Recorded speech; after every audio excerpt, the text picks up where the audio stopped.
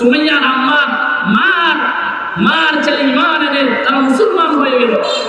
সুমাইয়া ঈমান আনলো, আম্মা সেও ঈমান আনলো। সুমাইয়া ঈমানদার, আম্মা সেও ঈমানদার।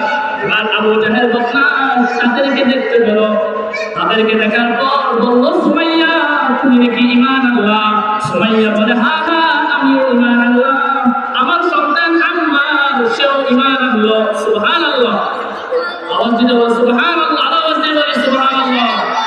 ঈমান আনার পর আবু জাহেল বদমাশ তাদেরকে বলতে লাগলো, সুমাইয়া তুই কি ঈমান ছাড়বি নাকি ভয়ঙ্কর শাস্তি ভোগ করবি? সুমাইয়া বলে, আমি ভয়ঙ্কর শাস্তি ভোগ করব। আমি এমন এক আল্লাহর প্রতি ঈমান আনলাম, ওই আল্লাহর প্রতি ঈমান ছাড়তে আমি কখনো রাজি নই। সুবহানাল্লাহ। এবার সুমাইয়া আম্মার সন্তানকে একটা কুটির মধ্যে তাদেরকে বন্দী করে রাখা হলো। আর আম্মারকে বলতে লাগলো, আম্মা তুমি যদি ঈমান না ছাড়ো তাহলে তোর মাকে ভয়ঙ্কর শাস্তি দিব, তোর মাকে ভয়ঙ্কর শাস্তি, তোর মাকে উন্নত করে ফেলবো। ওই মুহূর্তে সুমাইয়া ডাক দিয়ে বলে, হে আমার সন্তান আম্মার, আমার যা হওয়ার হয়ে যা, এরপরে আমার সন্তান আম্মার তুমি কখনো ঈমান হারাবি না। সুবহানাল্লাহ। এবার আবু জাহেল বদমাশের রাগ উঠে গেল। আবু জাহেল একটা বর্ষা আনলো। বর্ষা আনার পর সুমাইয়ার লজ্জাস্থানের মধ্যে আঘাত করা হলো। সুমাইয়া সাথে সাথে রক্তই সুমাইয়ার লজ্জাস্থানের মধ্যে আঘাত করা হলো।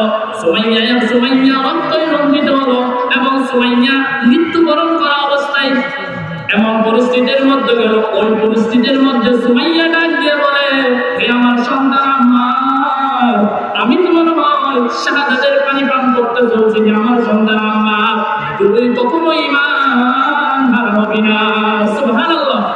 আল্লাহ বলেন, আমিনু কামা আমানান নাস, ঈমান আনো তাদের মতো ঈমান আনো সুমাইয়া আম্মারের মতো ঈমান।